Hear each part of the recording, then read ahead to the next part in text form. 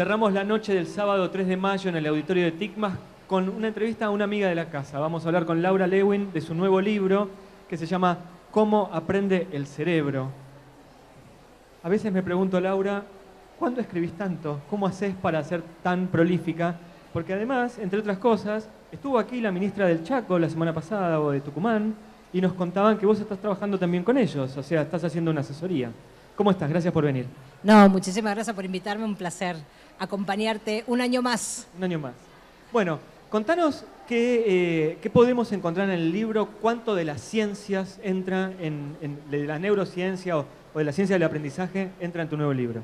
Mira, es el libro que quise escribir siempre, porque es un poquito fundamentar lo que explico hace tantos años, ¿no? De cómo creo yo tenemos que enseñar. Entonces me encantó poder justificarlo de la mano de las ciencias, pero de una manera, como siempre, ¿no? Amable, cercana, hasta divertido, porque la verdad que el libro es muy divertido.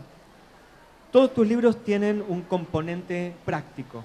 Hay mucha teoría detrás, pero lo tuyo es ir a la acción. En este caso, ¿cómo es?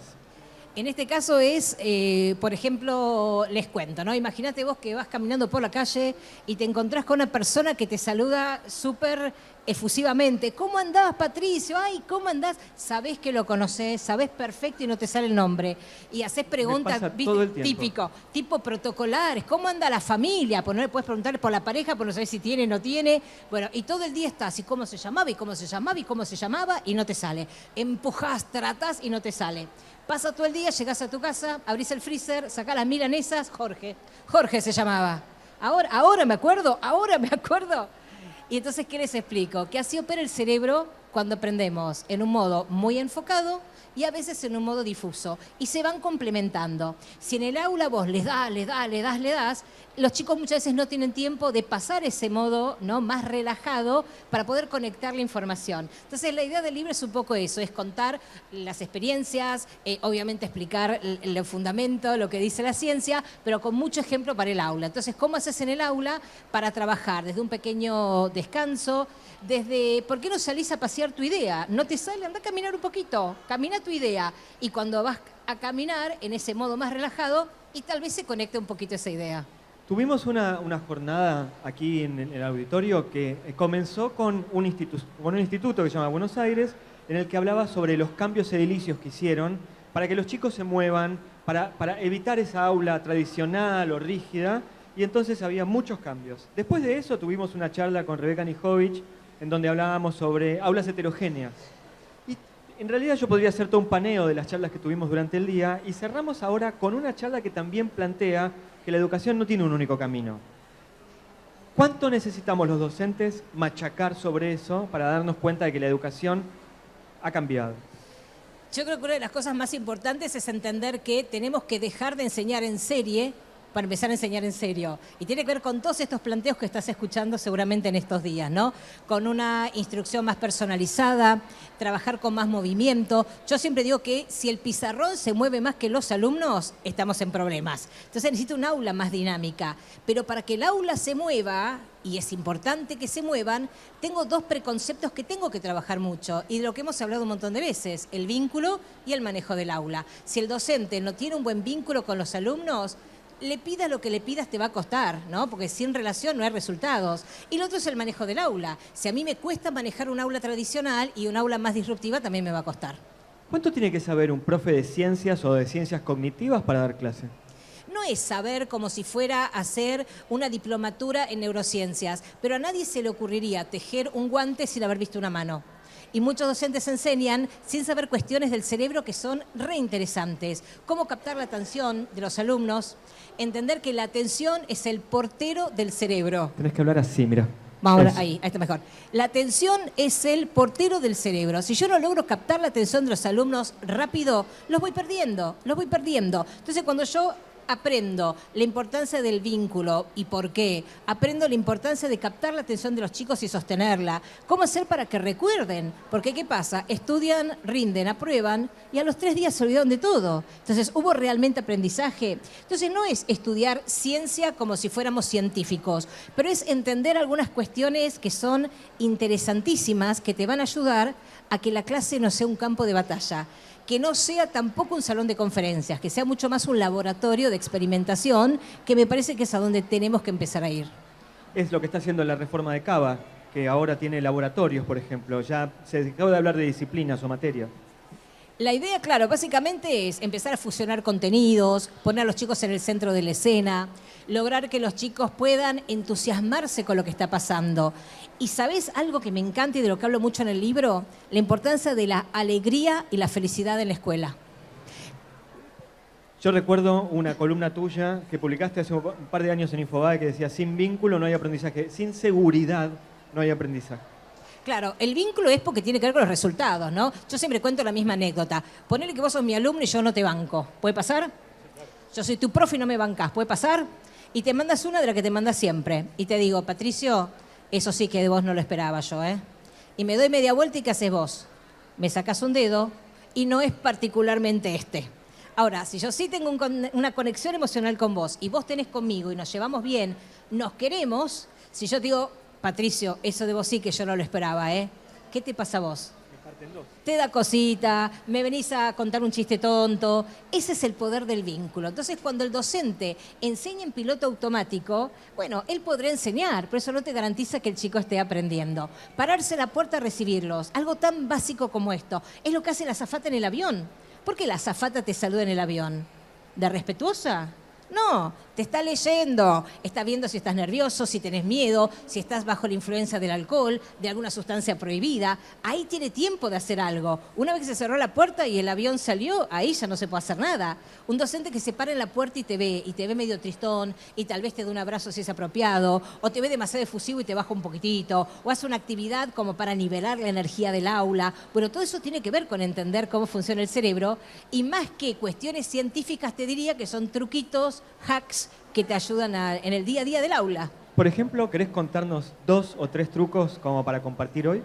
Bueno, uno te contaba del el cerebro en 2 modos, ¿no? Difuso y más relajado. Me encanta la música. La música tiene un poder en el aula impresionante. La puedes usar para energizar, para bajarlos, para subirlos. El tema del movimiento. El movimiento te energiza a los alumnos. Es como que volvés a poder comprar 20 minutos de atención. ¿Viste el docente que dice, bueno, vamos que faltan 5 minutos, vamos que faltan 5 minutos? Se saca la información él, pero no te garantiza que los chicos estén aprendiendo. Entonces, poder hacer alguna actividad física, eso lo que te va a hacer es justamente comprar 10, 15 minutos más. Las manos, si están demasiado ansiosos, bajar en saciedad las manos. Hacemos un rompecabezas, escribimos algo, jugamos con masa. Cuando puede usar las manos, la ansiedad también va bajando. Entonces, bueno, pequeños truquitos que hacen que la clase, cuando te querés dar cuenta, decís, uy, ya va avanzando, vamos bien. Si yo tomo todos los libros, por lo pronto los que hemos hecho notas, porque tenés muchos más, pero si tomo todos tus libros, en realidad el docente tiene que saber mucho, o en todo caso, tiene que tener muchos perfiles para poder estar frente al aula. ¿Es así? Yo lo que trato de hacer con los libros es un libro, yo llamo feel good, ¿viste? Que te sientas bien, que te sientas acompañado. No importa en qué nivel estás, no importa dónde estás, que te sientas acompañado, que te sirva, que sea práctico, que te rías, que te emociones. Lo mismo como tiene que ser un aula, ¿no? Cuando yo logro que el alumno se emocione, vuelve a su casa y se lo cuenta a su mamá y se lo acuerda mucho más. Cuando logro que un chico se divierta, y seguramente va a liberar dopamina y eso va a hacer que la información se pegue mejor en la cabeza. Entonces, la idea es, independientemente de dónde esté ese docente, poder acompañarlo y que se sienta guiado, que encuentre muchas recetas, como vos decís, acá de más de 500 ideas en el libro. Así que un poco es eso. Quiero hacerte 2 preguntas más y agradezco mucho el tiempo que siempre nos das. La primera tiene que ver con la formación de los docentes. Hoy hay 2 clases de formación, ¿no? La formación inicial del docente y la continua. ¿Hacia dónde tiene que ir la inicial y hacia dónde tiene que ir la continua? Algo que para mí es básico es que esa educación inicial, esa capacitación inicial, esté realmente alineada con cómo tiene que aprender un alumno hoy. Porque cuando un docente aprende como se aprendía hace muchos años atrás, cuando salga va a enseñar por un mundo que ya no existe. Entonces necesitamos realmente una formación inicial que sea muy sólida, muy fuerte, pero muy alineada con cómo aprende un alumno hoy, con cerebros tecnoadictos, con alumnos que les cuesta mucho prestar atención, que todo los distrae, que nada les asombra. Entonces creo que tiene que ir por ahí. Y la capacitación continua para mí es básica, porque va de la mano con la pasión. Obviamente alineado con, ¿no?, cómo se ve un docente en el futuro, pero nadie crece de manera constante de casualidad. Si nosotros no trabajamos la capacitación con los docentes, en un mundo que está cambiando tanto y tan rápido, tenemos docentes que están muy desregulados, y estar desregulado y tratar de regular un aula es muy difícil. Entonces, bueno, el docente necesita capacitación de calidad, sentirse acompañado, sentir que sabe para dónde va, porque eso lo que hace es empoderarlo y hacerlo que esté mucho mejor plantado en el aula.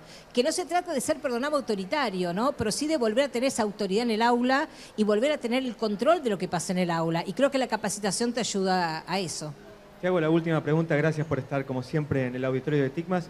Me gustaría, si querés, hacer una reflexión final sobre la labor del docente, la tarea del docente. Si querés, lo podemos enmarcar en neurociencias, pero yo te lo digo en el ámbito general de la educación. Mira, a mí me encanta ese docente que le hace entender a los chicos que aprender es un acto de amor a su yo del futuro. Que cuando vos podés capitalizar todo lo que pasa en el aula, vas a estar mucho mejor preparado para el mundo que se viene. Y cuando no te sale una ecuación de matemática, qué bueno que no te salga, porque vas a trabajar la creatividad, la innovación, el pedir ayuda, el levantarte y seguir adelante nuevamente, que es la resiliencia, la innovación y un montón de habilidades. Entonces, cuando nosotros podemos conectar lo que pasa en el aula con lo que necesitan los chicos para la vida, creo que ahí es donde podemos avanzar. Porque, como digo siempre, aprobar la escuela no es tan complicado como aprobar la vida. Laura, agradezco el tiempo. Vuelvo a mostrar a cámara el libro Cómo aprende el cerebro, el nuevo libro de Laura que sale por Editorial Bonum. Gracias por estar en el auditorio de TICMAS. No, y muchas gracias a Bonum también. Me encanta trabajar con ellos de la mano y creo que, bueno, que hicimos un re lindo libro juntos. Muchas gracias. Gracias.